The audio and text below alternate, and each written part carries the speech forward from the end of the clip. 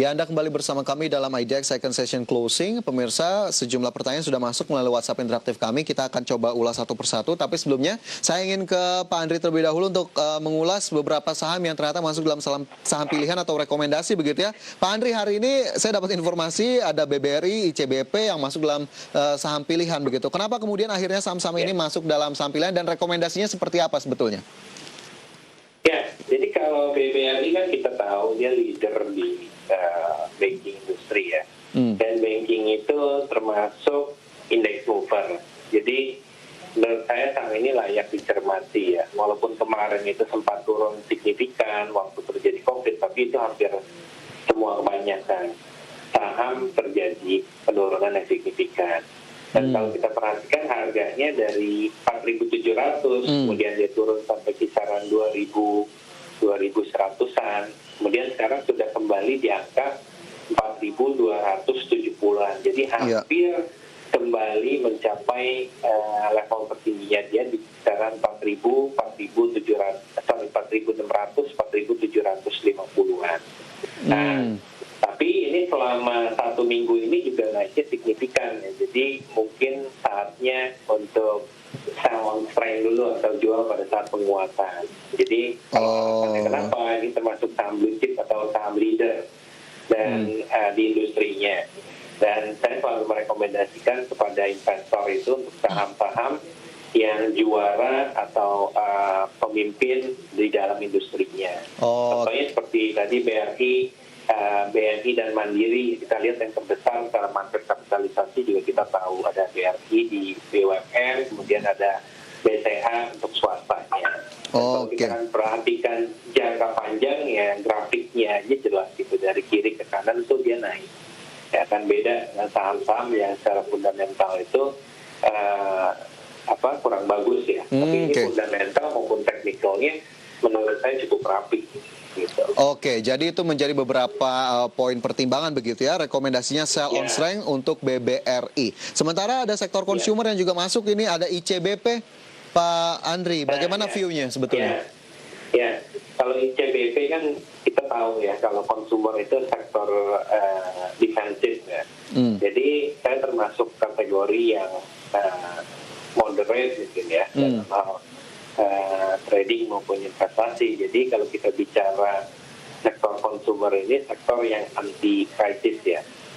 Kalau diperhatikan produknya juga salah satunya ada mie instan dalam kondisi apapun juga masyarakat Indonesia dengan penduduknya 270 juta penduduk, konsumsinya masih cukup tinggi ya. Makan ya kan.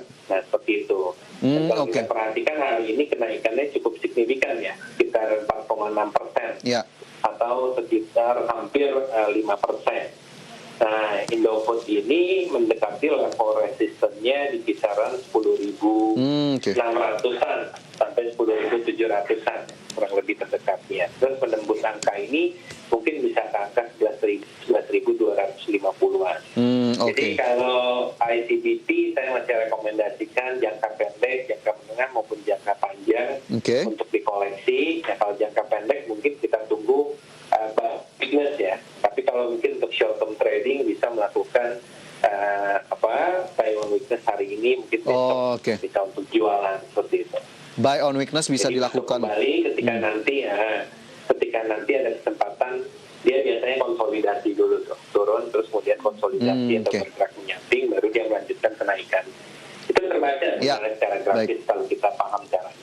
Oke, baik. Jadi ada konsolidasi nanti akan terlihat, jadi menjadi level konfirmasi juga. Sementara untuk jangka pendek, buy on weakness disarankan untuk ICBP. Baik, itu di antara saham-saham pilihan begitu dari Pak Andri, ada BBRI dan juga ICBP. Pemirsa semoga bisa menjawab pertanyaan juga dari Anda yang mungkin tadi sudah mengirimkan atau menanyakan soal BBRI dan juga ICBP. Nah, ini Pak Andri, sejumlah saham sudah ditanyakan ini oleh pemirsa melalui WhatsApp interaktif. Saya langsung saja ke yang pertama, ada Pak Agus di Malang. Halo, selamat sore Pak Agus. Menanyakan Astra Internasional, Pak Andri, ASII. Target sampai dengan akhir tahunnya berapa ini yang ditanyakan? Silakan Pak Andri. Ya, terima kasih Pak Agus. Ini kalau saya melihat Astra Internasional, kalau target ya kira-kira estimasi ya. Karena waktunya akhir tahun sudah dekat ya. Astra ini lagi pullback ya, atau dia profit taking sesaat dulu di level 6 5.550-an. Oke. Nah, kalau kita bicara targetnya sampai akhir tahun bisa ya.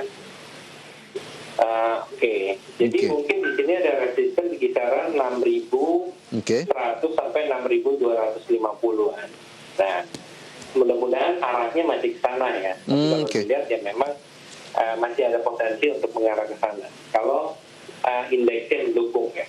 Oke, jadi 6.100 hingga 6.250 berpotensi Ya, untuk dicapai. Semoga arahnya masih ke sana karena hari ini terkoreksi 1,77%. Baik, itu untuk Pak Agus di Malang, untuk Astra Internasional hingga akhir tahun, view dari Pak Andri seperti itu. Sementara ini saham lainnya ditanyakan oleh Pak Frans di Surabaya, Pak Andri. United Tractors atau UNTR, ini sepertinya spesifik, bertanyanya sudah punya di 25.400. Average down saja atau cut loss yang disarankan untuk Pak Frans, Pak Andri?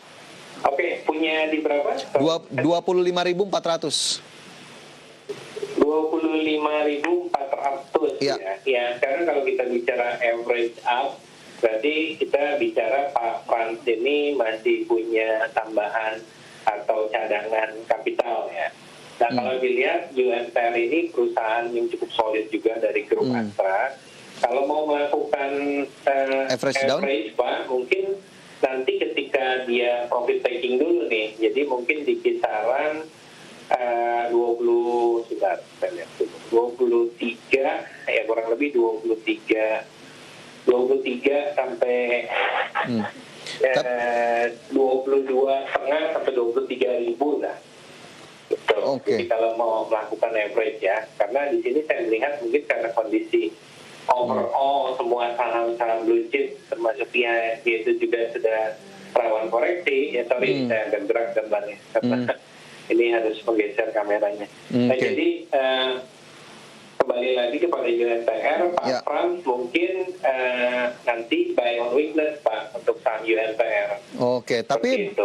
tidakkah Karena harus harga Bapak masih di atas kan 25.000. Seperti itu. Kecuali nanti sudah ada kesempatan mendekati modalnya, ya kalau mau dijual dulu di kisaran modal, terus kemudian buy-back kembali di harga yang lebih murah, itu pun bisa. Tapi cut loss belum disarankan, Pak Andri, seiring gapnya yang masih ada ini. Maksudku jaraknya 24.700 harga hari ini, kemudian Pak Frans 25.400, cut loss belum disarankan? Ya. Kalau untuk UNTR ini relatif aman ya kalau menurut saya, karena secara fundamental perusahaan ini kita tahu Astra cukup bagus satu, terus kemudian dia pun pernah mencapai harga tertingginya di kisaran 40.000. Nah, jadi kalau bicara cut loss enggak lah, mungkin untuk buy on weakness boleh untuk average. Oke, baik. Jadi UNTR masih relatif aman. Oke, masih relatif oke. Jadi sepertinya sabar dulu begitu ya, yang bisa di-highlight juga untuk Pak Frans di Surabaya. Baik, itu semoga bisa menjawab Pak Frans untuk UNTR. Sementara ada penanya lain juga ini sudah masuk, Bisma di Riau, Pak Andri. Dua saham, ada BTPS, Bank BTPN Syariah gitu ya, BTPS sudah punya di 3.890. Kemudian juga KBLI punya di 362. Target akhir tahunnya seperti apa? Kita ke BTPS terlebih dahulu, Pak Andri. BTPS dengan KBLI ya? Iya, KBLI. KBLI dengan Pak Frans ya? Ya, Pak Bisma ini. Ini Pak Bisma, sorry. Ya. BTPS ini terjun ya, jadi dari ini kelihatan mungkin kurang liquid ya, sebentar. 16.000 terus kemudian sekarang turun di 14.900 sorry.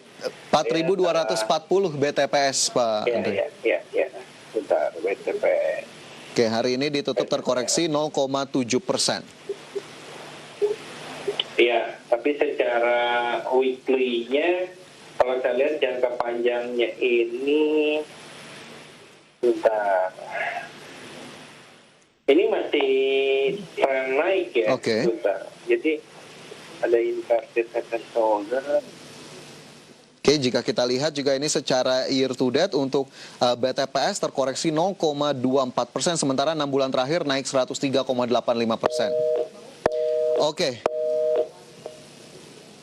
Itu tadi BTPS begitu ya, kita masih coba sambungan kembali begitu ya dengan Pak Andri, di mana Pak Bisma di Riau. sudah punya di 3890. Nanti ya Pak Bisma ya kita coba sambung kembali ulasannya, tapi pemirsa kita harus jeda sejenak. IDX second session closing akan segera kembali.